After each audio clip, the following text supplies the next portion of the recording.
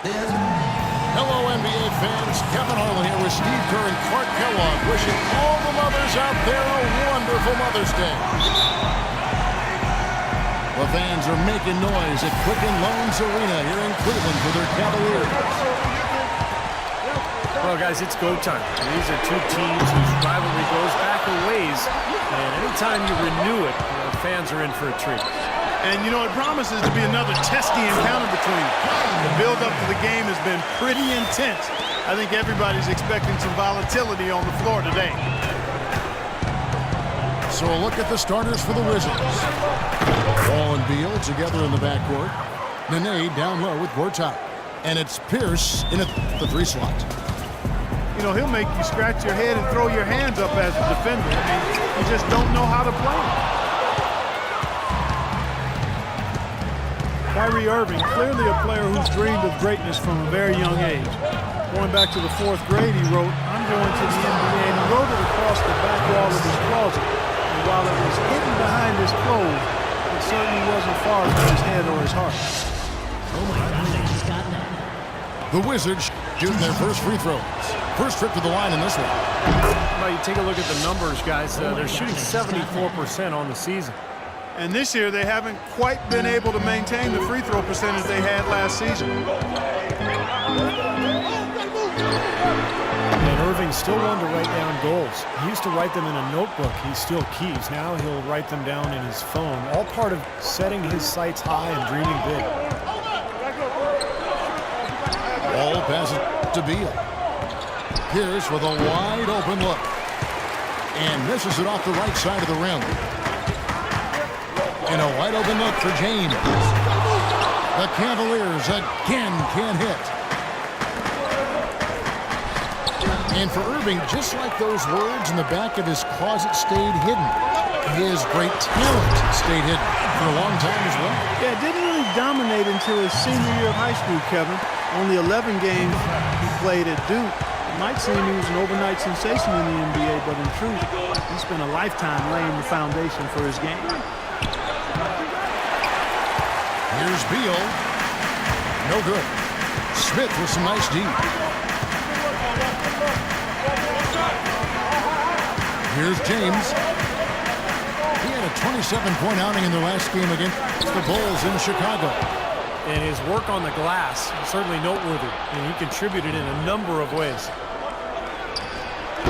Here's Wall. Goes up on the high post. They grab their own miss. And Beal kicks to Pierce. Lets the 3 fly.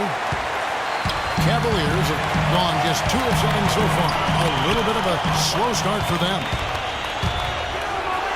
And here we go. Washington fast break. Drains the wing trays. Pierce has got his first 3 points of the game. Great idea to pull up and take the transition 3 there. The D was in position to block his path to the hoop if he took it inside. The 3 from LeBron. The kick out to Irving. The 3. And another miss by Cleveland.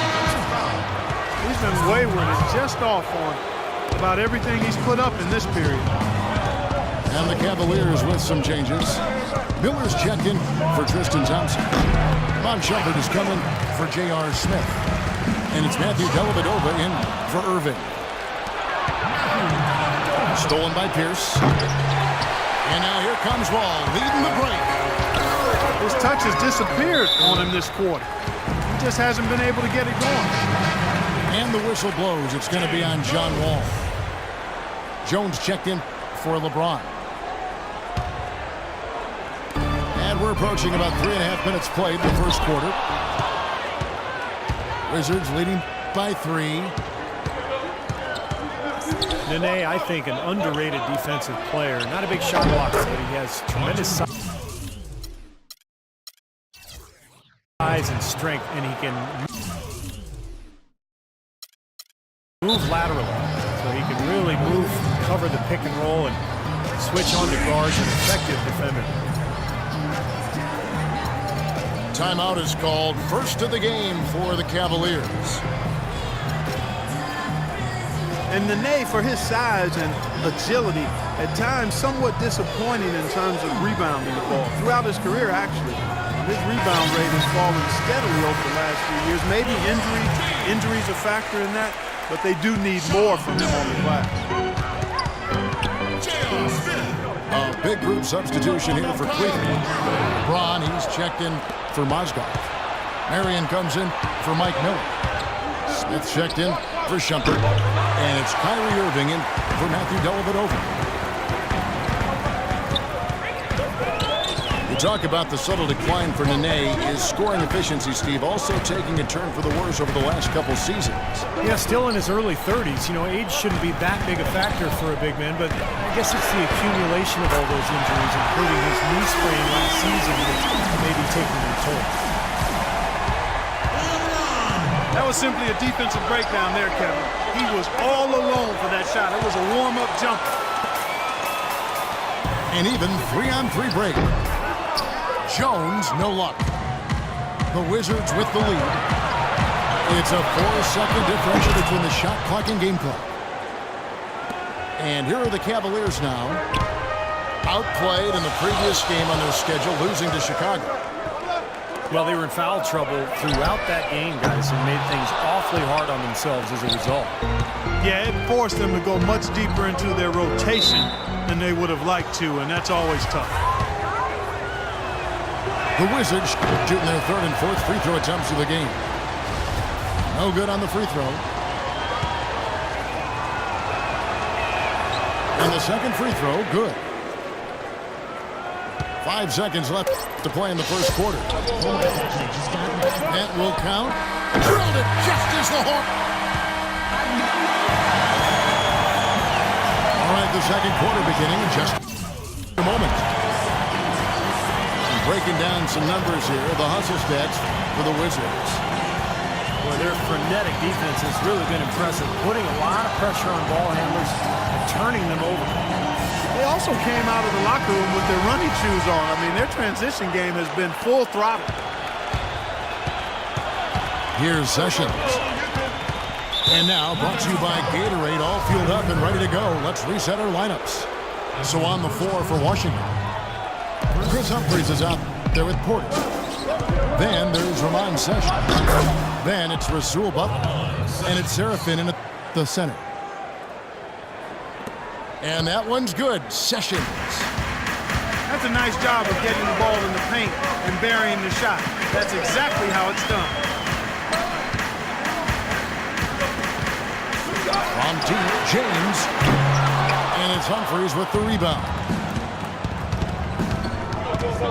And LeBron asked who would be on his Mount Rushmore of NBA greats, Steve. He went with Larry. He went with Michael Jordan and Oscar Robertson.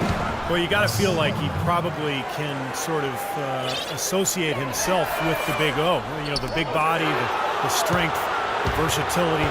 That's what Oscar was all about. That's what LeBron is all about. So nice to see LeBron's recognition of that era of the NBA. Hard to argue with those selections. He also said he better be up there too. I would agree with that.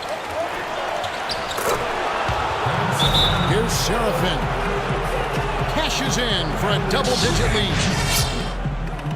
Serafin's got his first bucket in this one.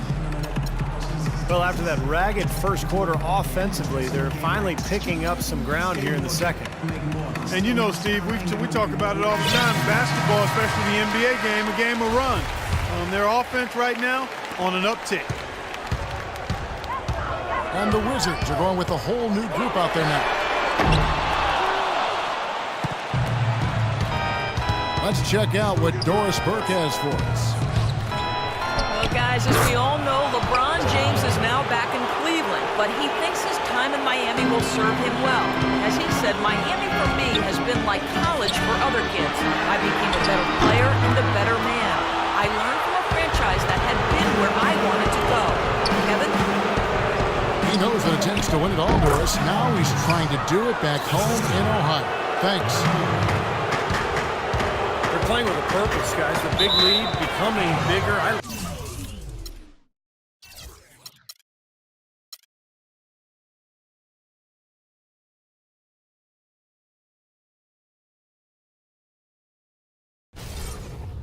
On National Championship Monday, just one game on the NBA schedule. This is the Daily Zap.